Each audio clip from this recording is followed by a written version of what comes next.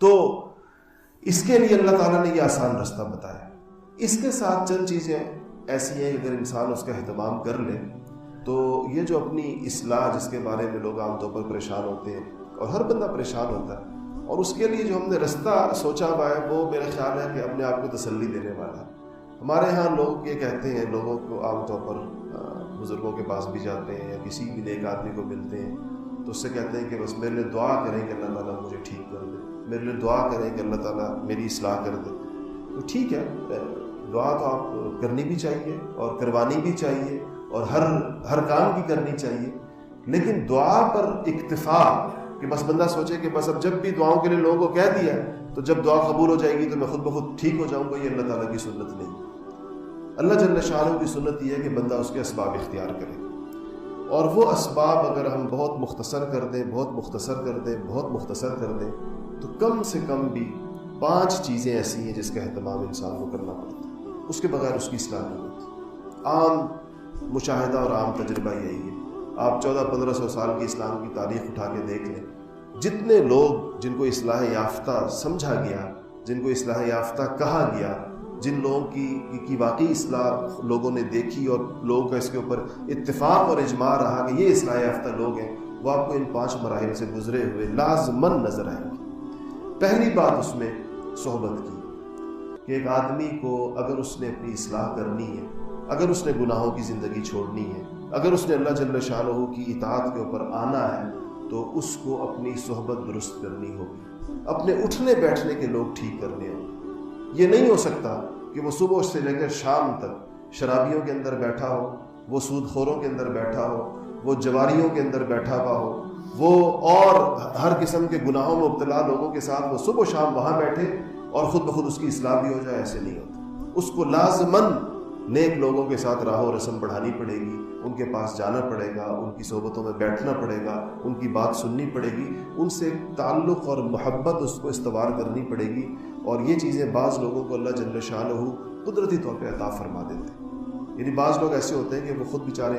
بہت زیادہ نیک تو نہیں ہوتے، لیکن ویسے نیک لوگوں کے ساتھ ان کو مناسبت ہوتی ہے، وہ ان کے پاس جاتے ہیں، بیٹھتے ہیں، ان کے پاس گزرے ہوئے اوقات کو اپنی زندگی کا بڑا قیمتی سرمایہ سمجھتے ہیں. اور بعض لوگ ایسے بھی ہوتے ہیں کہ جن کو نیک لوگوں سے وحشت ہوتی ہے. وہ کسی نیک آدمی کی صحبت میں چلے جائیں، کسی بزرگ کی، کسی اللہ والے کی، تو ان کی طبیعت کے اوپر اس کا ایک غیر معمولی بوجھ پڑ جاتا ہے، وہ بیٹھ نہیں سکتے اس مجلس کے.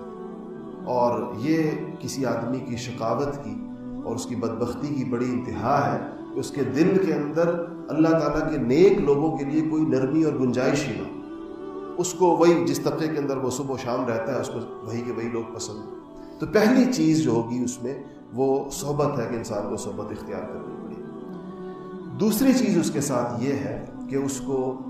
اللہ جل شانہ کو یاد کرنا پڑے گا. اللہ تعالیٰ کو بھول کر انسان کی اصلاح نہیں ہو سکتی. یہ نہیں ہو سکتی کہ اس کو دن بھر اللہ یاد نہ آئے، دن بھر وہ اللہ تعالیٰ کا نام نہ لے. تو اللہ تعالیٰ کی یاد کیسے انسان کے دل میں قائم ہوتی ہے؟ وہ یہ کہ وہ اللہ تعالیٰ کا نام لیتا ہے، وہ اللہ تعالیٰ کو پکارتا ہے، اللہ جل شانہ کا ذکر کرتا ہے.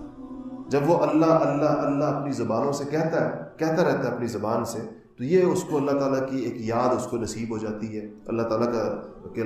نام اس کے ہونٹوں کے اوپر آ جاتا ہے. یہ اس کے اندر دوسری شرط ہے. تیسری شرط یہ ہے کہ اس کو اپنی ہمت کو بروئے کار لاتے ہوئے، اس میں اس کو ہمت کرنی پڑے گی،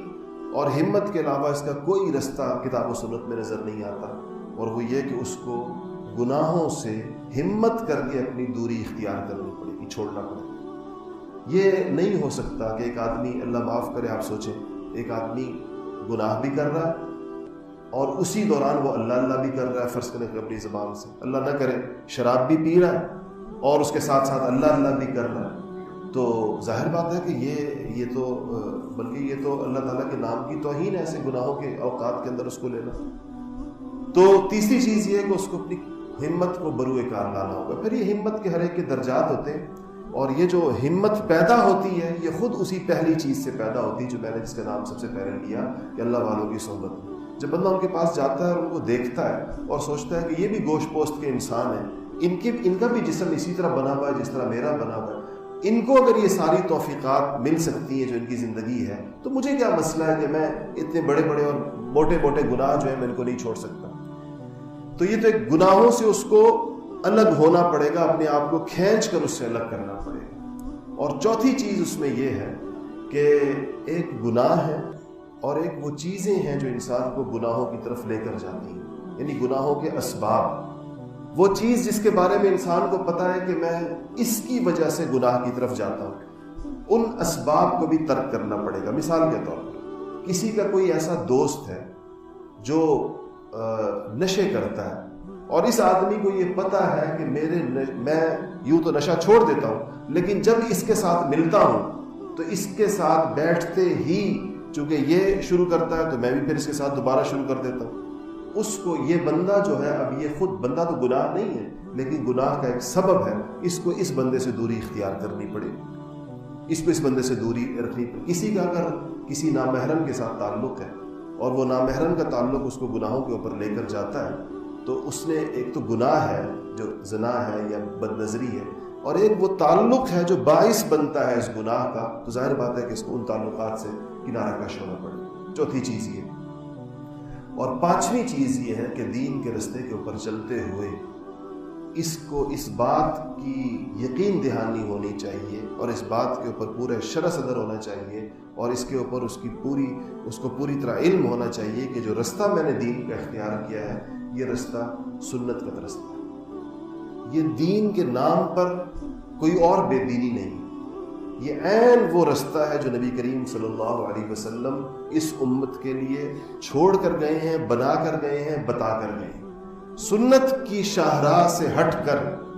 انسانوں کے پاس چلنے کے لیے کوئی اور رستہ نہیں، کوئی اور صورت نہیں۔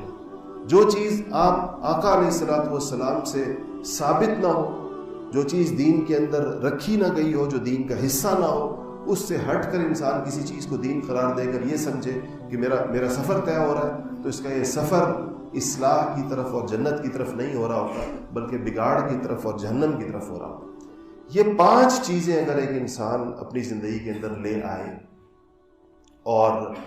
اس کا اہتمام کرے تو اللہ جل شانہ کی رحمت سے امید ہے، اور صدیوں کی اسلامی تاریخ اس کے اوپر گواہ ہے کہ وقت گزرنے کے ساتھ ساتھ ایک انسان کے احوال کے اندر بہتری آتی چلی جاتی ہے، اور جب وہ دنیا سے رخصت ہوتا ہے اور دنیا سے اس کے جانے کا وقت ہوتا ہے تو وہ اس حال میں ہوتا ہے کہ اللہ جل شانہ اس سے راضی ہوتا ہے، اور یہی اصل کامیابی ہے کہ انسان جب دنیا سے رخصت ہو تو اللہ جل شانہ کو راضی کر کے وہ اس دنیا سے گیا ہو، نہ کہ وہ اس دنیا سے اس حال میں جائے کہ اللہ تعالیٰ کا غضب اور غصہ اس کے اوپر۔